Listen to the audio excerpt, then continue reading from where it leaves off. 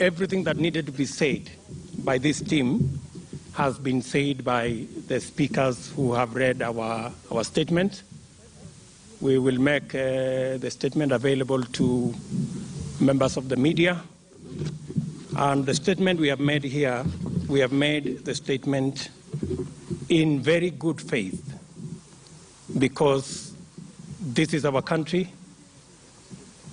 We are leaders in this country, and we must provide leadership as we engage with other leaders in the exercise of building consensus so that we can avoid an unnecessary divisive contest. In a nutshell, let me say that we appreciate the challenges this process has gone through. We appreciate that there has been a lot of push and pull. Many of the members of this team have been victimized for holding different opinions from those of others. We believe and we ask that we want to walk together this journey. We are not making any demands of anybody. We are putting our case. And we believe that we have a very strong case. The same way, in Bomas, there were proposals that had been put on the table. This team, the church, the Muslim community, pastoralists, members of county assemblies, council of governors, and a host of other stakeholders made their contributions to what was presented in Bomas. Those proposals were taken on board. A majority of those proposals were taken on board, as has been stated here by members of this team. We appreciate that the IEBC will not be politicized and they can be an independent institution to run our elections independent of political parties. We also appreciate that the independence of the police has been captured and secured.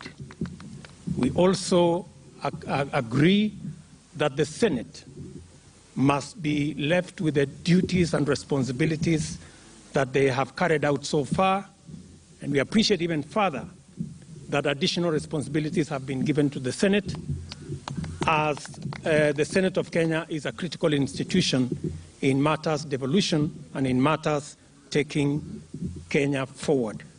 We also appreciate that the Article 11A, which many members of this team canvassed on ensuring that ordinary people and their issues are part of the discussion. Finally, we have Article 11A that speaks to the economy and shared prosperity that will ensure that every citizen, especially the micro, the small enterprises, the pastoralists, the people in our farms, and the many Kenyans who ordinarily are not made part of the discussion and ordinarily are not part of the Constitution. For the first time, we have their issues firmly embedded in the Constitution. And it is important to also note that a timeline has been placed on the actualization of Article 11A. Within 1 year, we should be able to implement all the issues to do with pastoralists and the marketing of their issues, matters to do with guaranteed minimum returns of all our products, ensuring that the hustler economy has a fund that is going to ensure that we support micro, small, enterprises to grow into serious businesses, and members of this team are going to make sure that the necessary legislation to operationalize Article 11A will be put in place as soon as possible. In fact, the Honorable Ndindi Nyoro already has a bill on GMR that now is going to be anchored in the constitutional provision under Article 11A.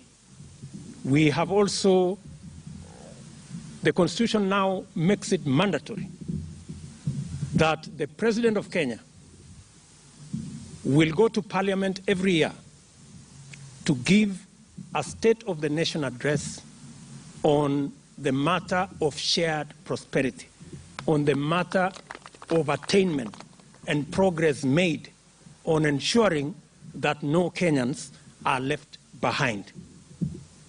That is important to as many ordinary Kenyans as it is to us and every Kenyan. Having said that, we have taken the position that there is room for us to improve this document further. And we have stated categorically and respectfully that it is never too late to do the right thing. We believe that there are a couple of outstanding issues. The judiciary is still uncomfortable, for example, with the judiciary ombudsman and the manner in which it's appointed. We all agree that accountability is central to the performance of any arm of government, including the judiciary. And we are making proposal here that it is possible for us to agree that an ombudsman be appointed in a manner that is acceptable to the judiciary, either proposed by the JSC or appointed by the Chief Justice and vetted by Parliament, so that we have checks and balances. We are also saying, because we are making that proposal because we are sensitive to the centrality of independence of the judiciary. We do not want to send any signal that we want to compromise the independence of the judiciary. Yet, we must hold the judiciary to account. So we must balance between those two rights. Secondly, we are also making the proposal on the size of Parliament, the size of the executive. Kenyans are concerned about how much it costs for them to run government. And the proposal we are making here is that we can have a win-win. We agree with the proposal that appointments, or not appointments, but in Senate, 47 women are elected as senators. But we are of the view that instead of too much nomination, we should again elect women reps, as we have done to National Assembly. We are saying that because we want the participation and contribution of women leaders to be substantial, meaningful, and not token representation. It is in the National Assembly that discussions on matters budget, matters resource allocation, serious matters of how to take the country forward is taking place. And it is important that we have elected women in the National Assembly. So the proposal we are making is that apart from the 47 women elected in Senate, we should have 47 women elected in the National Assembly. And with that, we should be able to reduce the number of nominations and our target, the current proposal in BBI would take Parliament all the way towards 600 members. This proposal will make Parliament, we will cut almost 60 or 70 members if we adopt this proposal. So we are saying we can cut down the size of Parliament by up to almost 60 or 70 members of Parliament if we adopt this proposal we are making. And therefore, I do not think anybody can say that it is too late to make a huge saving on the kind of savings we are going to make if we adopt a proposal that reduces substantially the size of our legislature. We are also of the firm belief that adjustments can be made. We agree on the principle of the new 70 constituencies. Why do we say so? The position of this team all along is that in Bomas, it was suggested that these are people who will be appointed. They will just be members of Parliament. Our position is nominating members of Parliament gives jobs to people, and the public benefits nothing. Therefore, we suggested that the 70, instead of being nomination of persons, it be converted to constituencies. As we've said here, that was done. We now have 70 constituencies.